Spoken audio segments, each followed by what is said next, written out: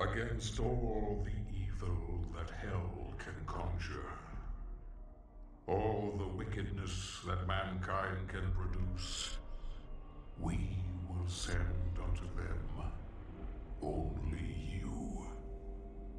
Rip and tear until it is done.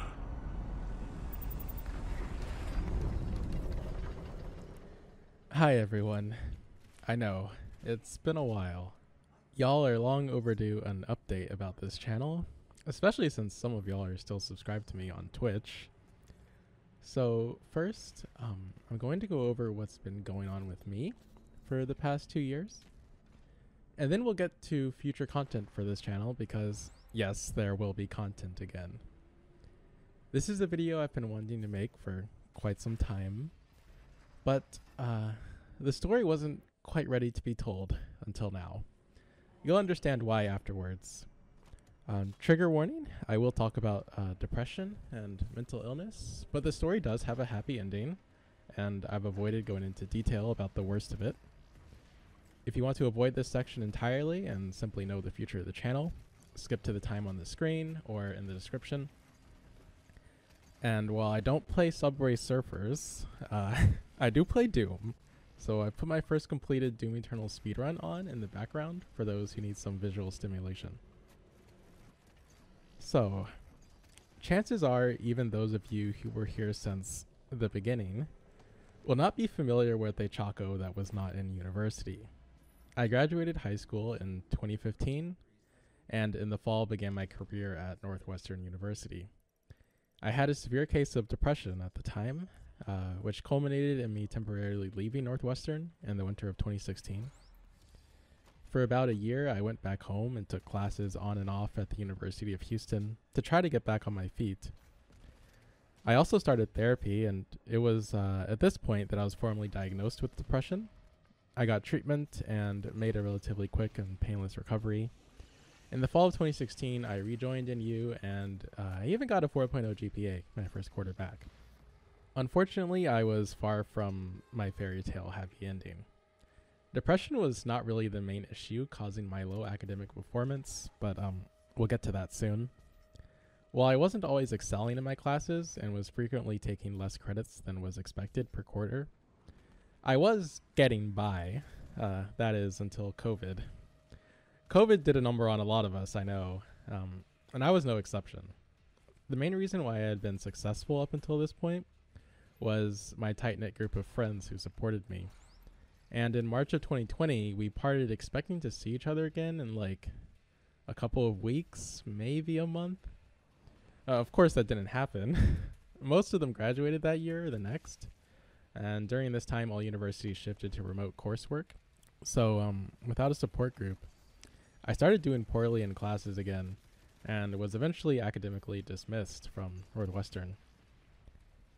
Now, unbeknownst to me, mental illnesses often come in pairs, and the real pain point for my education was not depression, but a lifelong ADHD affliction.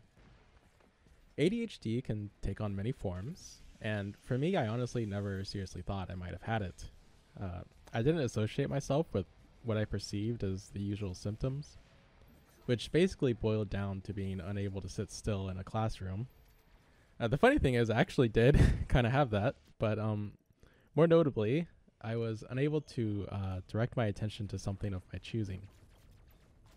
I'm sure some other people with ADHD will be familiar with the feeling of knowing you have to do something and even wanting to do that thing, but being physically unable to convince yourself to do it.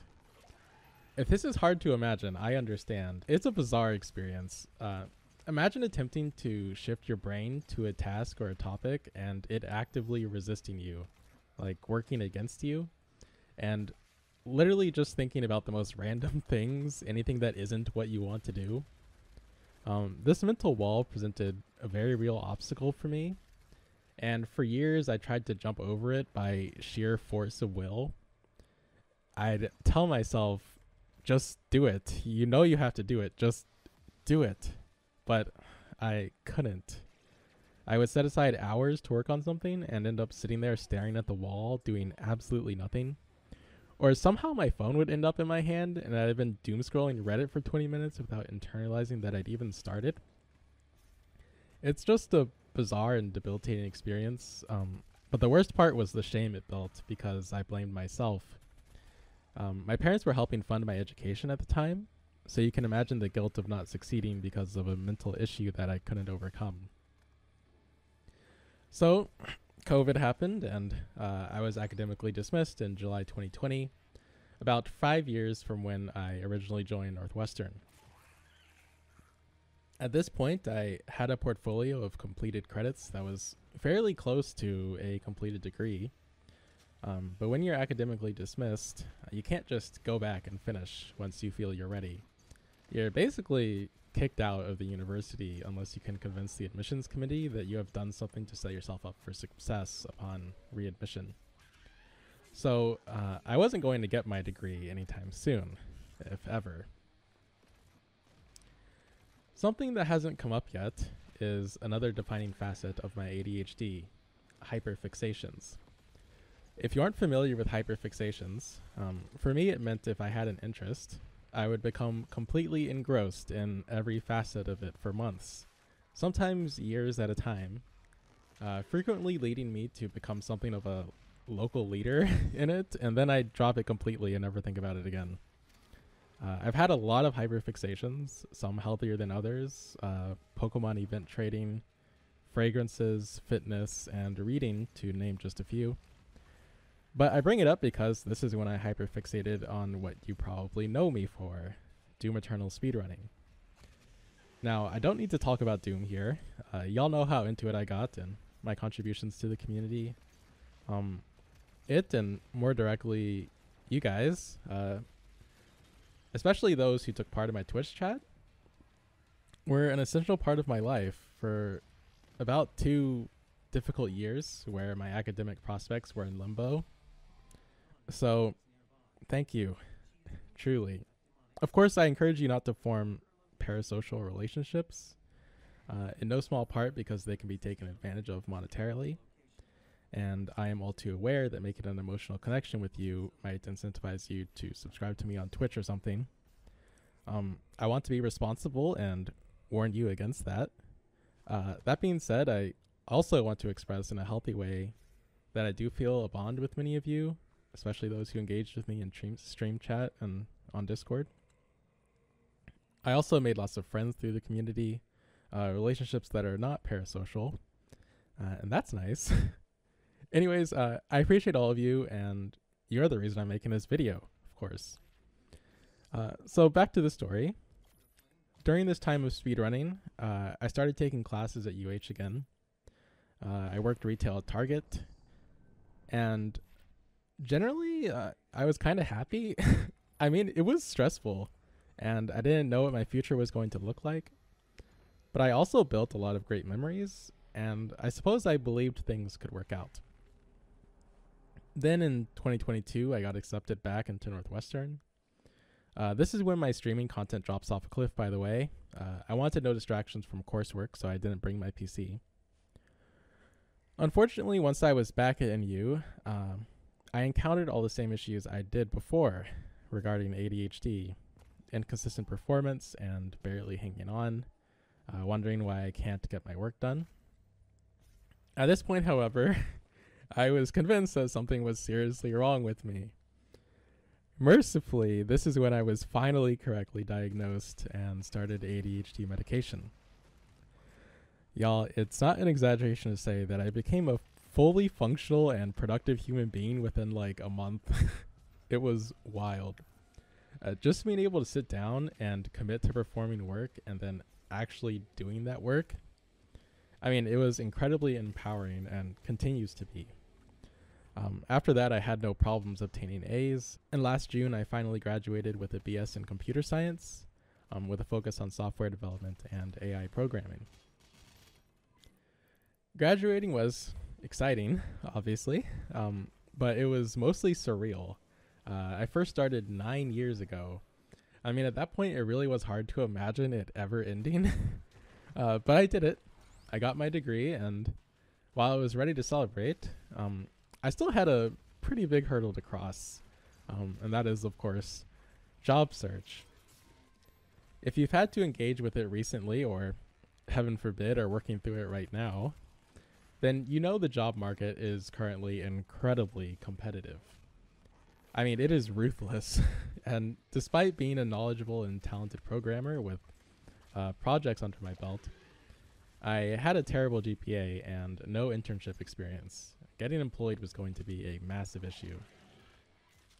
My first 100 or so applications, I did not hear back from anyone, not a single one. During this time, I self-taught myself Azure, which is Microsoft's cloud service, more because it was exciting to learn cloud technology than for self-marketing, though admittedly it did look good on my resume. And from there, I got certified by Microsoft in Azure AI Fundamentals.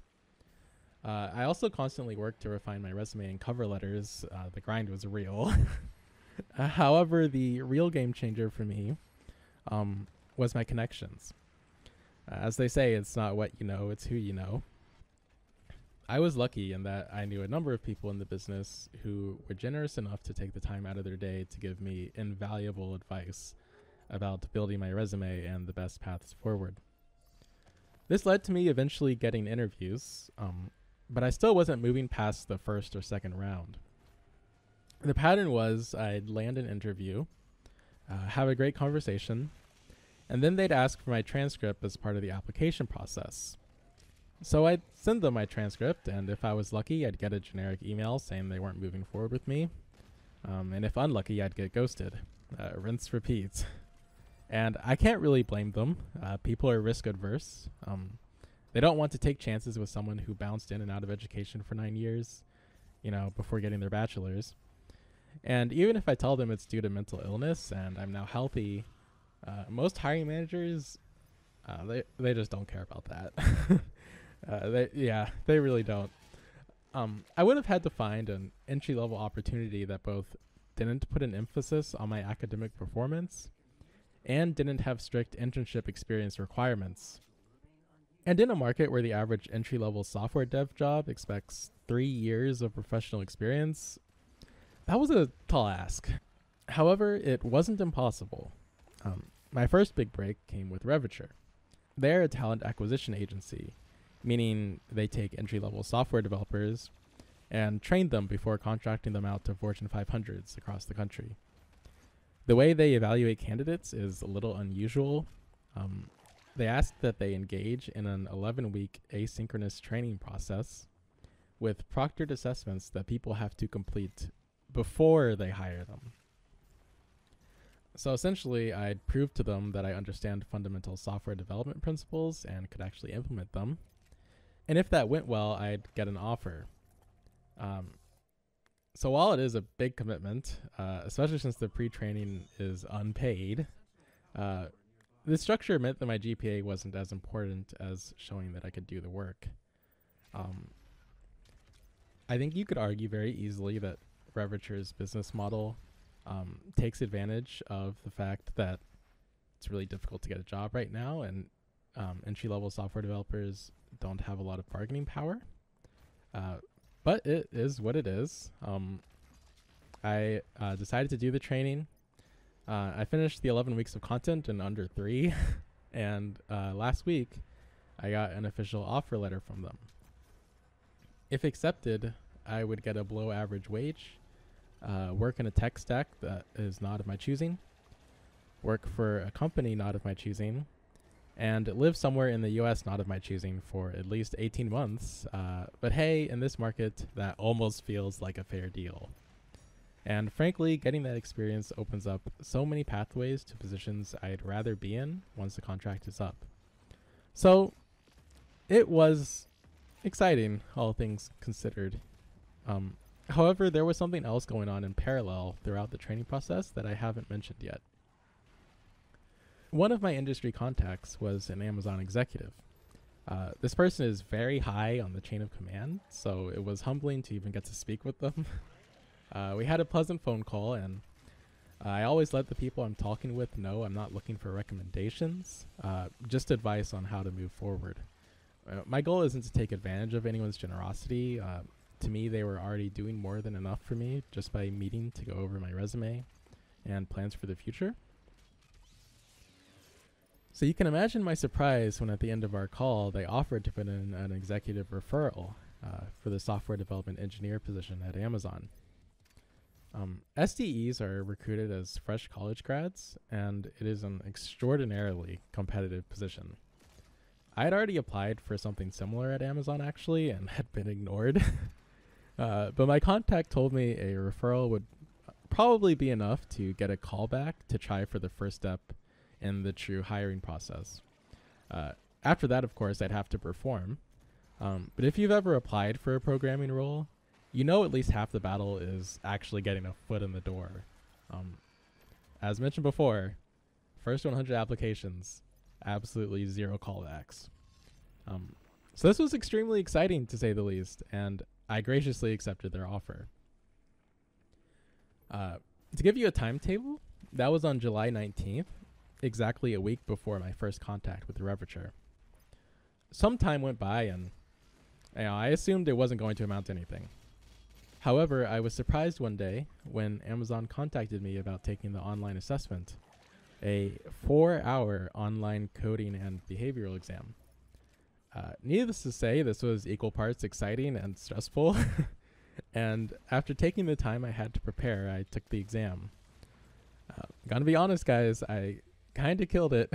I kind of did really well. At least I think so. They don't give you a score at the end, but I felt pretty good about it.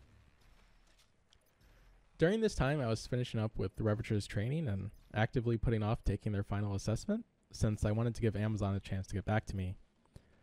7 days later, I had more or less assumed they weren't interested.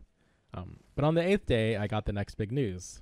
A round of 3 interviews, back to back to back. There'd be live pen and paper coding challenges, or at least an equivalent of that for virtual interviews, as well as lots of behavioral questions that focused on Amazon's leadership principles. And this would be the last stage before potentially getting an offer. Y'all, when I say I was excited, that really is not enough to describe the emotions I was feeling. I had assumed I'd experience the same thing at Amazon as I did everywhere else. Do great on all the technical stuff, but then get rejected when they asked for my transcript. But here they weren't even bothering with that. Instead, similar to Reverture, they were making me do a whole lot of technical work to display practically that I can code instead of checking numbers on a sheet of paper. And while it was a lot of interviews in sequence, it was also the only step from getting a tangible offer for what would be a dream job for most programmers coming out of uni. Another big component of the excitement was the affirmation that I could hang in there with the best of them. I know I can code. I've put a lot of hours into refining my ability to analyze problems and construct solutions. But I also struggled a lot in academia while my ADHD went untreated. And that took a toll on me mentally. It was so validating to be contacted back by a top tech company like Amazon after their highly competitive online assessment, which to me was like being told, yeah, you can do it. So, of course, I prepared all day for 7 days straight, leading up to the interviews. And come the day, again, I nailed them. I completed all the paper coding challenges and had delightful conversations with the recruiters. There are a lot of resources out there to prepare for these interviews, so I was generally not taken aback by the behavioral questions they asked. And I felt like I was able to convey myself in an honest and effective way. Despite that, once it was over, I still didn't think I had much of a chance. As you know by now, the previous 10 or so years of my life were a damn struggle. As much as I hoped for good news, I had kind of written off the chance of something this positive ever happening to me. I had also received the official offer from Reverture the day before the interviews, so I was mentally preparing for having to go with that instead. Either way, I'd know within 7 days. Damn. Longest week of my life. 6 days later, I reached the final day that I could accept Reverture's offer. And after talking with my recruiter, we reached an agreement that I could accept for now and pull out later if I chose. So I moved forward with Reverture that morning, and with the stress mounting, just sort of resigned myself to lying in bed for most of the day. I know it might sound ridiculous, but I was so stressed out thinking about the future and how different everything could be with just one email. Eventually, I fell asleep, and when I woke up, I saw I had a new email. I'd had my share of false alarms up till this point, including an email from Amazon the day prior that wasn't even about the hiring process. So I tried to keep my expectations in order as I opened Gmail. Then I saw this. I'm sure you can imagine some of the emotions I experienced, primarily because I went through about 20 different ones over the next several hours. But foremost in my mind was disbelief. And it's still almost unbelievable to me. I'm going to earn over twice as much as I would have with Revature for a company with great mentorship opportunities and a queer-friendly culture that offers accessible pathways to promotions and a diverse array of teams that can move between every few years to keep working with new technology. And the absolute cherry on top, it's in Seattle, the city my long-term and long-distance partner lives in. We're going to move in together next month. So out of the hundreds of jobs that I applied for since graduating, I can't think of a single one I'd rather have. I'm really happy to share this with y'all. As one of my friends said, sometimes things just work out. I faced a lot of adversity, but with some luck and a lot of support from professors, industry contacts, my parents, my friends, and, well, you guys, I made it. Of course, this is just the first step in a long career, but honestly, I'm confident that I'm going to do great. I know my abilities, and I know I'm going to succeed at Amazon. So, that's the meat of the life update. Really quick, though, I want to talk about my gender identity before moving on to the future of the channel. When I made my last video, which was a long time ago now, I still identified as a cis man, but it's old news by this point that I now identify as non-binary and use they, them pronouns. What's fresh off the press, however, is I plan to go on estrogen pretty much as soon as I can once I've moved out. This probably won't surprise many of you. I mean, personally, I think it's obvious that I identify more with femininity than masculinity. But I wanted to let y'all know so you aren't blindsided next time I stream with a camera on. This doesn't mean I'm a trans woman now, or that I use she, her pronouns. For now, at least, my gender identity is the same as it's been for years. That being said, if I get to a point where I feel like I pass, well, I might reconsider. I don't know. Gender is weird. Okay. Now let's talk about the channel. You've undoubtedly noticed I've removed all the political content. Oh no, Chaco, have you gone MAGA red-pilled and purged the commie content? No. But seriously, I made those videos at a time in my life where I was steeped in leftist thought, but still actively learning. And while you never really stop learning, it became obvious to me as time passed that my videos were a little amateur. They weren't bad, but I'm not super proud of them, and I don't like having mediocre content attached to my name. So, yeah, they're gone now. That being said, I very well might try again at some point. For now, though, I'm going to stick with content with lower stakes, and political commentary will probably just come up here or there naturally, rather than making entire videos on topics. Or not, I don't know. I can pretty easily imagine getting back into explicitly leftist content again. It really just depends on what future me wants, I suppose. Now, on for content that is actually going to happen. Books. I mentioned before, I had a book hyperfixation. And it was really unhealthy, y'all. Do not read 50 books in less than 3 months. It is a horrible idea. But that was about a year ago. I actually quit reading for about 4 months after that. But now I'm back into it in a healthier, more sustainable way. And I really want a place to talk about what I read. So I thought, you know, why not share it with y'all? I know it's random, but expect book reviews on this channel from now on. I read all sorts of stuff, literary fiction classics, modern sci-fi fantasy, various nonfiction topics, and oh yeah, there is political stuff in there. So that ought to be spicy. By the way, if you're a reader, don't be afraid to send in recommendations. I'm always looking for interesting new books to try. I'll also start doing a yearly book roundup, where I rank all of the books I read over the year and provide my thoughts on each in a briefer fashion than the dedicated review videos. I think I'll also make a video for 2023 this year because, again, I read a lot of books last year. Honestly, I'm really excited about this, mostly because it gives me a way to interact with y'all again while I'm not speedrunning. And finally, let's talk about that. Starting with Doom Eternal's sequel, The Dark Ages. Now, I know the community is hyped about it, but I'm gonna be honest, guys. I'm not impressed. I love Doom 2016 and Doom Eternal, but I'm not the type of person to ascribe sentimental value to a product just because of how good its prequels are. And judging on its own merits, it has two qualities that make me apprehensive. First, it looks to be as much a melee combat game as a shooter.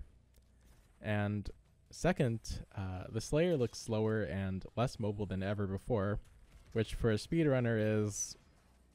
I mean, the game is definitely for someone, but it might not be for me. I'm also concerned because Doom Eternal was fantastic. Doom Eternal was really, really damn good. And Tag 1 was also really good. But Tag 2 kind of sucked in my opinion. I know that's a controversial opinion, but I kind of hate Tag 2. I do not like any decisions they made there. Including the introduction of the hammer, which kind of trivialized a lot of the gameplay and made me feel like I was playing, melee combat, which is, again, not what I want from Doom.